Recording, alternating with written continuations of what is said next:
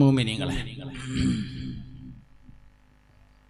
മുഹമ്മദ് നബി സല്ലല്ലാഹു അലൈഹി വസല്ലമ തങ്ങളിൽ നിന്നാണ് ജീവിതം പഠിക്കേണ്ടത്. ദുന്യാവിലെ ജീവിതവും ആഖിറത്തിലെ ജീവിതമൊക്കെ മനുഷ്യൻ കുടുംബപരമായിട്ടാണ് ചെയ്യേണ്ടത്, ഇണകളായിട്ടാണ്. മനുഷ്യനെ അള്ളാഹു ഇണകളായിട്ടാണ് പഠിച്ചിട്ടുള്ളത് എന്ന് പരിശുദ്ധ ഖുർആൻ പറഞ്ഞിട്ടുണ്ട്. സ്വർഗത്തിലും മനുഷ്യൻ ഇണയായിട്ടാണ് ജീവിക്കുക എന്നത് സൂറത്തു യാസീനിൽ ഉണ്ട്. ഹും വഅസ്വാജുഹും ഫീ ദിലാലിൻ അലൽ അറായികി മുത്തക്കിഊൻ. അവരും അവരുടെ ഇണകളും സ്വർഗത്തിൽ കട്ടിലിന്മേൽ ചാരിയിരിക്കുന്നതാണ് എന്നുണ്ട്.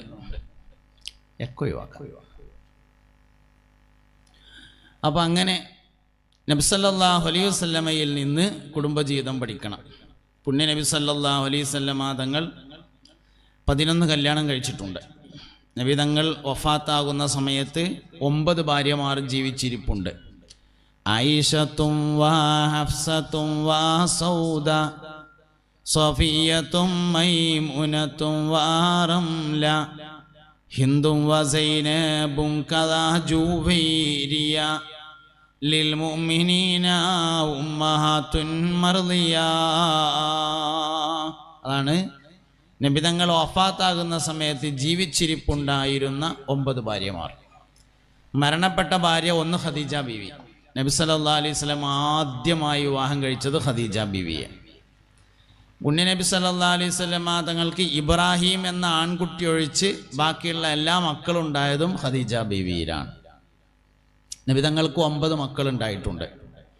അതിലൊന്ന് ഇബ്രാഹിം എന്ന പേരായ ഒരു ആൺകുട്ടിയാണ്. വേറെ അബ്ദുള്ള എന്ന് പറഞ്ഞ ഒരു ആൺകുട്ടിയുണ്ട്, അത് ഖദീജ ബീവിക്ക് ഉണ്ടായതാണ്. നേരത്തെ തന്നെ വഫാത്തായിട്ടുണ്ടായിരുന്നു. നബി സല്ലല്ലാഹു അലൈഹി വസല്ലം തങ്ങൾ വഫാത്താകുന്ന സമയത്ത് ഒരു കുട്ടി മാത്രമാണ് ജീവിച്ചിരിപ്പുള്ളത്, ഫാത്തിമ ബീവി റളിയല്ലാഹു അൻഹ. ബാക്കിയുള്ളവരൊക്കെ നേരത്തെ മരണപ്പെട്ടിട്ടുണ്ട്. പുണ്യ നബി സല്ലല്ലാഹു അലൈഹി വസല്ലമയുടെ 2 മക്കളെ ഉസ്മാൻ റളിയല്ലാഹു അൻഹു കല്യാണം കഴിച്ചിട്ടുണ്ട്.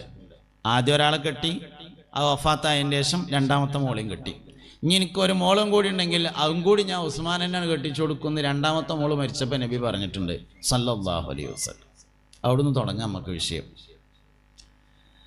നബി സല്ലല്ലാഹു അലൈഹി വസല്ലമ തങ്ങൾ ദീനിന്റെ പ്രബോധനം ആരംഭിച്ചപ്പോൾ അബൂലഹബിന്റെ 2 മക്കളായ, എനിക്ക് വേണ്ടിയല്ല,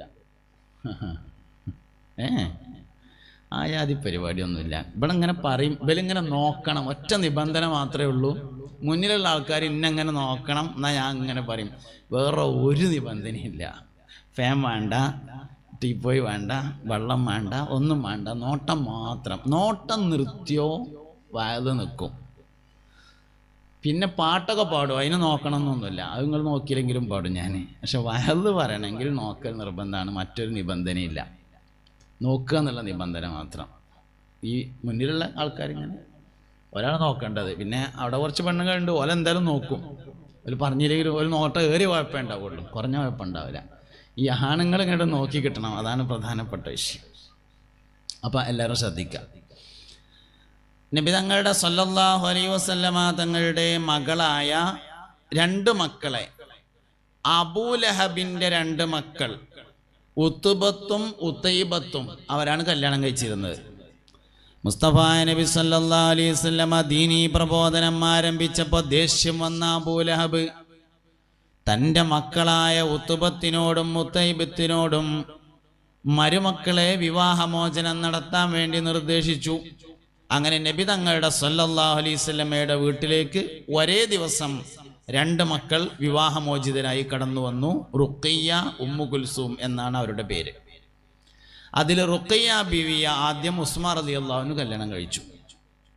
ബദർ യുദ്ധത്തിന് വേണ്ടി എല്ലാവരും പോയ സമയത്ത് റുഖിയ്യ ബീവി രോഗിയായിരുന്നതിനാൽ ഉസ്മാൻ റളിയല്ലാഹു അൻഹു ബദറിലേക്ക് പോയിട്ടുണ്ടായിരുന്നില്ല. ബദർ കഴിഞ്ഞ് പുണ്യ നബി സല്ലല്ലാഹു അലൈഹി വസല്ലമയും സഹാബത്തും മടങ്ങിയപ്പോൾ അവർ മക്കയിലേക്ക് എത്തുന്നതിൻ്റെ മുമ്പ് തന്നെ റുഖിയ്യ ബീവി മരണപ്പെട്ടിരുന്നു. പിന്നീട് ഉമ്മു കുൽസൂമിനെയും ഉസ്മാൻ റളിയല്ലാഹു അൻഹു കല്യാണം കഴിച്ചു. അതുകൊണ്ടാണ് വെള്ളിയാഴ്ച ജുമഅക്ക് ഖത്തീബ് ഖുതുബ ഓതുമ്പോൾ ദുന്നൂറൈനി ഉസ്മാൻ, നൂറ് പ്രകാശം, ദുന്നൂർ പ്രകാശമുള്ള ആൾ ദുന്നൂറൈനി, 2 പ്രകാശമുള്ള ആള്. ആ 2 പ്രകാശം മുത്തുനബിയുടെ 2 മക്കളാണ്. ഒന്ന് റുഖിയ്യയും മറ്റൊന്ന് ഉമ്മു കുൽസൂമുമാണ്. അധികകാലം കഴിഞ്ഞില്ല, ഉമ്മു കുൽസൂമും മരണപ്പെട്ടു. അപ്പോൾ നബി തങ്ങൾ പറഞ്ഞു സല്ലല്ലാഹു അലൈഹി വസല്ലം, ഇനി എനിക്ക് ഒരു മകളെ കൂടി കെട്ടിക്കാനുണ്ടായിരുന്നുവെങ്കിൽ അതും കൂടി ഞാൻ ഉസ്മാന് തന്നെ കെട്ടിച്ചു കൊടുക്കുമായിരുന്നു. പെൺകുട്ടികൾക്ക് പുതിയാപ്പിളനെ തരുമ്പോൾ ഉസ്മാൻ റളിയല്ലാഹുവിന്റെ മാതിരത്തെ പുതിയാപ്പിളനെ തരാം. നബി തങ്ങൾ പറഞ്ഞിട്ടുണ്ട്, ഇനി ഒരു പെൺകുട്ടി 2 കെട്ടിച്ചു കൊടുത്തു, 2 മരണപ്പെട്ടു, ഇനി ഒരാളും കൂടി ഉണ്ടെങ്കിൽ അതും കൂടി ഉസ്മാനുള്ള തന്നെയാണ് എന്ന് പറഞ്ഞിട്ടുണ്ട്. അപ്പോൾ ഉസ്മാൻ റളിയല്ലാഹുവിന്റെ മാതിരത്തെ പുതിയാപ്പിള. എന്താ ഉസ്മാൻ റളിയല്ലാഹുവിന്റെ പ്രത്യേകത? ഒന്ന്, ഉസ്മാൻ റളിയല്ലാഹുവിന് വലിയ സമാധാന പ്രിയനായിരുന്നു എന്നതാണ്. എല്ലാ കാര്യം മഹാനവറുകൾ ചെയ്യും, ആലോചിച്ച് ആക്കത്തിനെ ചെയ്യുള്ളൂ, എടുത്തു ചാടൂല. അതാണ് ഉസ്മാൻ റളിയല്ലാഹുവിന്റെ ഒരു പ്രത്യേകത. ഉസ്മാൻ ഇബ്നു അഫ്ഫാൻ റളിയല്ലാഹുവിന്റെ ഭരണകാലത്ത് കൂഫയിലേക്ക് നിശ്ചയിച്ചിരുന്ന ഗവർണറുടെ കാര്യത്തിൽ ഒരു അഭിപ്രായ വ്യത്യാസമുണ്ടായി. കൂഫക്കാര് വന്നിട്ട് പറഞ്ഞു, ഞങ്ങളെ നാട്ടിലെ ഗവർണറെ മാറ്റണം എന്ന് പറഞ്ഞു. ഉസ്മാൻ റളിയല്ലാഹു അൻഹു പറഞ്ഞു, മാറ്റമൊക്കെ ചെയ്യുക, കുറച്ച് കഴിഞ്ഞിട്ടൊന്ന് ആലോചിച്ചിട്ട് അദ്ദേഹത്തെ വിളിച്ചൊന്ന് സംസാരിച്ചിട്ട് സാവകാശം മാറ്റാറുണ്ട്. കൂഫക്കാര് വന്നിരുന്ന ആൾക്കാർ പറഞ്ഞു, സാവകാശമൊന്നുമില്ല, ഞങ്ങളെല്ലാം അന്വേഷിച്ചിട്ടാണ് വരുന്നത്, ഇപ്പം തന്നെ മാറ്റണം എന്ന് പറഞ്ഞു.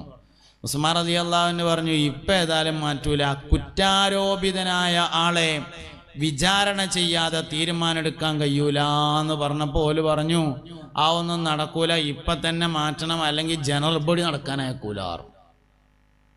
അങ്ങനെ ആകെ പ്രശ്നമായി. അവസാനം ഉസ്മാൻ റളിയല്ലാഹു അൻഹുവിനെ വീട്ടുതടങ്കലിലാക്കുകയും ശത്രുക്കൾ വീട് വളയുകയും ഖുർആൻ ഓതിക്കൊണ്ടിരിക്കുന്ന ഉസ്മാൻ റളിയല്ലാഹു അൻഹു കൊല്ലപ്പെടുകയും ഒക്കെ ചെയ്യാനുണ്ടായ കാരണം മഹാനവറുകളുടെ ഈ സമാധാനപ്രിയമാണ്. ആക്കത്തിനെ തീരുമാനമുള്ളൂ, സാവകാശം നടപ്പിൽ വരുത്തുള്ളൂ, ഒക്കെ ആലോചിച്ചിട്ടേ ചെയ്യുള്ളൂ എന്നതാണ് മഹാനവറുകളുടെ പ്രത്യേകത. അങ്ങനെ ഈറ പിടിച്ചാത്ത മനുഷ്യന്മാരെ കൊണ്ട് കുട്ടികളെ കെട്ടിക്കുക. ചുരുക്കം പറഞ്ഞാൽ അതിന് ആദ്യം എന്താണ്, നമ്മളൊരു ഈറ പിടിച്ചാത്ത മനുഷ്യന്മാരാവണമല്ലോ, അങ്ങനെയല്ല നേരാവുള്ളൂ. അപ്പോൾ പുതിയാപ്പിളാർക്ക് ഉണ്ടാകേണ്ട ഏറ്റവും പ്രധാനപ്പെട്ട ഒരു ഗുണമാണ് ഉസ്മാൻ റളിയല്ലാഹുവിന്റെ മാതിരിയാകുക എന്ന്. ഉസ്മാൻ റളിയല്ലാഹുവിന്റെ 2 പ്രത്യേകതയാണ് നമ്മൾ പറയണത്. ഒന്ന്, ഈറ പിടിച്ചാത്ത ആളാണ്, ഇവർക്ക് ഈറയില്ല. ഞമ്മക്കോ ഈറ വരാതെ ഇരിക്കൂല, അങ്ങനെയാണ്. നമ്മൾ സ്പൂണ് വീണാൽ മതി അടുക്കളയിൽ യുദ്ധം ഉണ്ടാക്കും, പ്ലേറ്റാ വീണ വെച്ചാൽ യുദ്ധത്തുമ്മല യുദ്ധം ഉണ്ടാക്കും, അങ്ങനെയാണ്. ഉസ്മാൻ റളിയല്ലാഹുവിന് ഈറ വരില്ല, ദേഷ്യം പിടിക്കില്ല. അതാണ് മഹാനവറുകളുടെ പ്രത്യേകത. രണ്ടാമത് ഉസ്മാൻ റളിയല്ലാഹുവിന് ഒരു പ്രത്യേകതയുണ്ട്, ദാനശീലനാകുന്നു എന്നതാണ്. വലിയ ധർമ്മിഷ്ഠനാണ്. തെങ്ങിൻ്റെ ചോട്ടൊക്കെയാണ് ഇരിക്കണത് അല്ലേ, തേങ്ങ കെട്ടിട്ടുണ്ടാവും എന്ന് വിചാരിക്കാം. ഒക്കെ നോയിക്കളി മേലക്ക് ഇട്ടാ, തലൻ്റെ മേലക്ക്. പ്രാർത്ഥിക്കുവാൻ 10 അദബുകൾ അറിയേണ്ടതാണ്, അല്ലാതിരുന്നാൽ ഉത്തരം മുട്ടുന്നതാണ്. 10 നിബന്ധനയുണ്ട് ദ്വാരക്കാൻ എന്നാണ്. വിഷയം മാറുന്നുണ്ട്. 10 നിബന്ധന ദ്വാരക്കാണ്ട്. അതിലൊന്ന് സമയം നോക്കണം എന്നാണ്. മഴ പെയ്തിരിക്കും സമയം അതിലൊന്നാണ്. മഴ പെയ്യുന്ന സമയത്ത് ദുആക്ക് പ്രത്യേക ഇജാബത്തുണ്ട് എന്നാണ്. അപ്പൊ മഴ പെയ്താൽ നമ്മളപ്പോൾ തുറക്കും. കാറ്റ് പെട്ടതല്ല കേട്ടോ, മഴയാണ്. ഞങ്ങളെ നോയിക്കോടെ. ആ, മാലടാൻ കുറച്ച് വൈകിയെന്ന് പറഞ്ഞു. ആയിക്കോട്ടെ.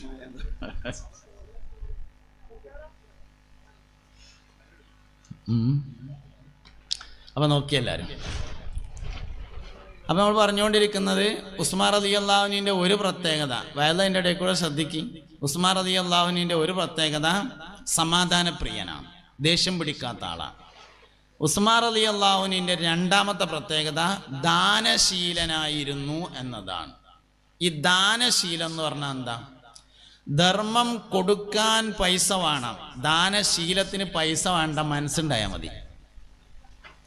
ധർമ്മം കൊടുക്കണമെങ്കിൽ പൈസ ഉള്ളവർക്കെല്ലാം നടക്കുള്ളൂ, അല്ലാത്തവർക്ക് നടക്കൂലല്ലോ. ദാനശീലം എന്ന് പറഞ്ഞാൽ പൈസ കൊടുക്കലല്ല, ദാനശീലം എന്ന് പറഞ്ഞാൽ മനസ്സാണ്. പിന്നെ തെങ്ങമ്പട്ട ചതിക്കൂല എന്നൊക്കെയാണ് പറയല്. തല കാത്തോളി എല്ലാവരും. അപ്പോൾ പിന്നെ ഉസ്മാൻ റളിയല്ലാഹു അൻഹു മദീനത്ത് വന്നിട്ട് നബി സല്ലല്ലാഹു അലൈഹി വസല്ലമ തങ്ങൾ ആദ്യമായിട്ട് ഒരു ചെറിയ പ്രശ്നം ഉണ്ടായത്, മദീനക്കാരൊക്കെ മുസ്ലിങ്ങളായ ആളുകളൊക്കെ വെള്ളം കോരിക്കൊണ്ടുപോയിരുന്നത് ഒരു ജൂതൻ്റെ കിണറിൽ നിന്നായിരുന്നു. അപ്പോൾ ഇസ്ലാമിൻ്റെ പ്രബോധനം എങ്ങനെ ശക്തിപ്പെട്ടപ്പോൾ ജൂതൻ കിണറ്റിൽ നിന്ന് ആരും വെള്ളം കൊണ്ടുപോണ്ടായിരുന്നു. അപ്പോൾ നബി തങ്ങൾ സല്ലല്ലാഹു അലൈഹി വസല്ലമ പള്ളിക്കെന്ന് പറഞ്ഞു. പള്ളിക്കെന്ന് പറഞ്ഞാൽ അന്ന് കൂടുന്ന സ്ഥലം, പള്ളി ഉണ്ടാക്കിയോ ഇല്ലയെന്ന് അറിയില്ല, എല്ലാവരും ഒരുമിച്ച് കൂടുന്ന സ്ഥലത്ത് വെച്ചിട്ട് പറഞ്ഞു, ആരത്തേലും പൈസ ഉണ്ടെങ്കിൽ നമുക്ക് ആ കിണറൊന്ന് വിലക്ക് വാങ്ങായിരുന്നു എന്ന് പറഞ്ഞു. അങ്ങനെ ഉസ്മാൻ റളിയല്ലാഹു അൻഹു കിണറിൻ്റെ ഉടമസ്ഥനെ കാണാൻ വേണ്ടി പോയി. നിങ്ങളെ കിണർ വിൽക്കണോ ചോദിച്ചു. ആ വിൽക്കണം എന്ന് പറഞ്ഞു. എന്താ തരേണ്ടതെന്ന് ചോദിച്ചു. നമ്മൾ സാധാരണ തൊള്ളേ കൊള്ളാത്ത വിലയാണ്ട് പറഞ്ഞു. പറഞ്ഞ വിലക്ക് എടുത്തെടുത്തുങ്ങാണ്ട് കിണർ വാങ്ങിയിട്ട് വഖഫാക്കി. ഇതറിഞ്ഞ ഉമർ റളിയല്ലാഹു അൻഹു ചോദിച്ചു, ആ വിവരം ഒന്ന് പറഞ്ഞിട്ടാണെങ്കിൽ നമുക്കൊന്ന് ചവിട്ടി പിടിച്ചിട്ടായിരുന്നില്ലേന്ന് ചോദിച്ചു. ഉമർ റളിയല്ലാഹു അൻഹു സ്ഥലക്കച്ചവടക്കാരനായിരുന്നു. ഉമർ റളിയല്ലാഹു അൻഹു സ്ഥലക്കച്ചവടക്കാരനാണ്. അപ്പോൾ മൂപ്പര് പറഞ്ഞു, എന്ത് കച്ചവടമാക്കാൻ പോവുക എന്നുള്ള വിവരം പറഞ്ഞിരിക്കുകയാണെങ്കിൽ നമുക്ക് ഒന്ന് ചവിട്ടി പിടിച്ചൊന്ന് നേരാക്കിയിട്ട്. അതിൽ ഉസ്മാൻ റളിയല്ലാഹു അൻഹു പറഞ്ഞു, അപ്പം ഞാൻ ആ വില കൊടുത്തത് മൂപ്പര് അത്രേ പറഞ്ഞിട്ടുള്ളൂ എന്നതിനാലാണ്.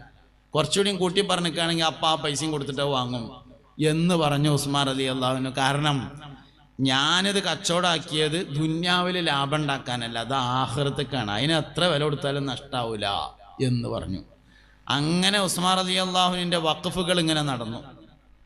മദീനത്തെ പള്ളി മസ്ജിദുൻ നബവി സല്ലല്ലാഹു അലൈഹി വസല്ലം ഇന്ന് വിപുലീകരിക്കുന്ന സ്ഥലവും അന്ന് ഉസ്മാൻ റളിയല്ലാഹു അൻഹു വഖഫാക്കിയതാണ്. മദീനത്തെ പള്ളിൻ്റെ പള്ളി മാത്രമല്ല, മുറ്റം ഉൾപ്പെടെ ഒക്കെ ഉസ്മാൻ റളിയല്ലാഹു അൻഹുവിൻ്റെ വഖഫാണ്. യുദ്ധത്തിന് പോകാൻ വേണ്ടി മുത്തുനബി സല്ലല്ലാഹു അലൈഹി വസല്ലമ വഅദ് പറഞ്ഞു, സഹാബ എല്ലാവരും യുദ്ധഫണ്ടിലേക്ക് ധാരാളമായി സംഭാവന ചെയ്യണമെന്ന് പറഞ്ഞപ്പോൾ ഉസ്മാൻ റളിയല്ലാഹു അൻഹു എഴുന്നേറ്റ് നിന്നുകൊണ്ട് പറഞ്ഞു, പുന്നാര നബിയേ, 100 ഒട്ടകങ്ങളും അവകൾക്ക് ചുമക്കാൻ മാത്രമുള്ള ആയുധങ്ങളും ഞാൻ തരാം. രണ്ടാമതും നബി തങ്ങൾ വഅദ് പറഞ്ഞപ്പോൾ ഉസ്മാൻ റളിയല്ലാഹു അൻഹു വീണ്ടും എഴുന്നേറ്റ് നിന്നുകൊണ്ട് പറഞ്ഞു, നബിയേ, 100 ഒട്ടകങ്ങളും അവകൾക്ക് ചുമക്കാൻ മാത്രമുള്ള ആയുധങ്ങളും ഞാൻ വേറെയും തരാം. മറ്റൊരിക്കൽ നബി തങ്ങൾ യുദ്ധത്തിന് പോകാൻ വേണ്ടി വഅദ് പറയാണ് സല്ലല്ലാഹു അലൈഹി വസല്ലം. ഉസ്മാൻ റളിയല്ലാഹു അൻഹു വീട്ടിൽ പോയി 7000 ദിർഹംസ് കൊണ്ടുവന്ന് കൊടുത്തു. മുത്തുനബി ചോദിച്ചു സല്ലല്ലാഹു അലൈഹി വസല്ലം, ഉസ്മാനെ ഇനി വീട്ടിൽ എന്താ ഉള്ളത്? അതിൽ പറഞ്ഞു, ഇത്രയും കൂടി ഉണ്ട് പറഞ്ഞു, 7000 പെരയിലും ഉണ്ട് പറഞ്ഞു. അതിൽ തോരുന്ന പടച്ചോനെ, ഉസ്മാന് ചെലവാക്കിയതിലും വീട്ടിൽ വെച്ചതിലും നീ ബറക്കത്ത് ചെയ്യണേ എന്ന് പറഞ്ഞു. അങ്ങനെ കൊടുത്തു ഉസ്മാൻ റളിയല്ലാഹു അൻഹു.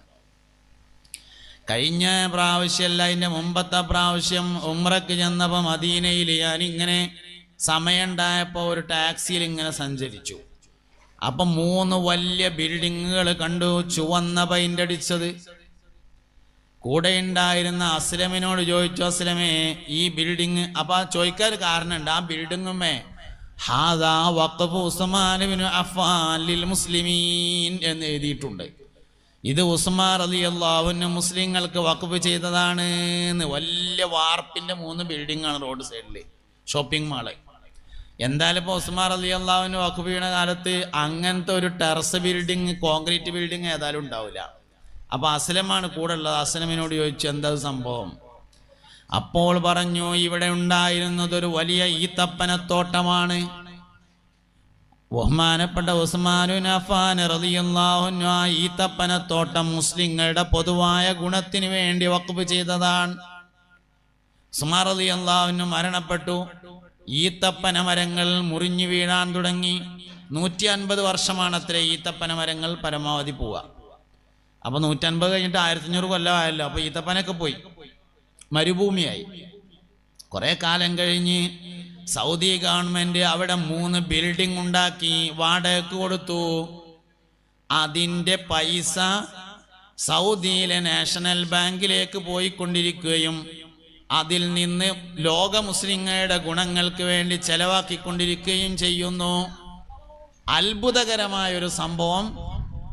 അവിടെ ഇപ്പോഴും സൗദിയിലെ നാഷണൽ ബാങ്കിൽ ഉസ്മാൻ റളിയല്ലാഹു അൻഹുവിന്റെ പേരിൽ ഒരു അക്കൗണ്ട് ഉണ്ട് എന്നും അതിലേക്കാണ് പൈസ പോണത് എന്നുമാണ്. അതിലേറെ അത്ഭുതം ആ ബിൽഡിങ്ങിന്റെ ആധാരം എപ്പോഴും ഉസ്മാൻ റളിയല്ലാഹു അൻഹുവിന്റെ പേരിൽ തന്നെയാണ് എന്നുള്ളതാണ്. ഇതൊക്കെ ഇങ്ങനെ പറയുമ്പോൾ ചിലപ്പോൾ നമുക്ക് തോന്നും മൂപ്പർക്ക് ഇപ്പം എന്താ കൊടുത്തൂടെ, ഹൈവേന്റെ വക്കത്ത് മൂപ്പർക്ക് തോന സ്ഥലം ഉണ്ടായിട്ടുണ്ടാവും, പുതിയ ഹൈവേ വന്നപ്പോൾ നല്ല കായിട്ടിട്ടുണ്ടാവും എന്ന്. അല്ല, ഉസ്മാൻ റളിയല്ലാഹു അൻഹു മദീനക്കാരനല്ല, മക്കക്കാരനാണ്, മുഹാജിറാണ്, അൻസാരിയല്ല. മക്കത്തുനിന്ന് 2 കയ്യും വീശിയിട്ട് മദീനത്തേക്ക് വന്നതാണ്. എന്നിട്ടാണ് ഈ കൊടുക്കണേ. എന്തേ കൊടുക്കാണ്ടായി? കൊടുക്കാനുള്ള മനസ്സുണ്ടായി, അപ്പോൾ കൊടുക്കാനുള്ള പൈസ ഉണ്ടായി. ഇതാണ് ഉത്തരം.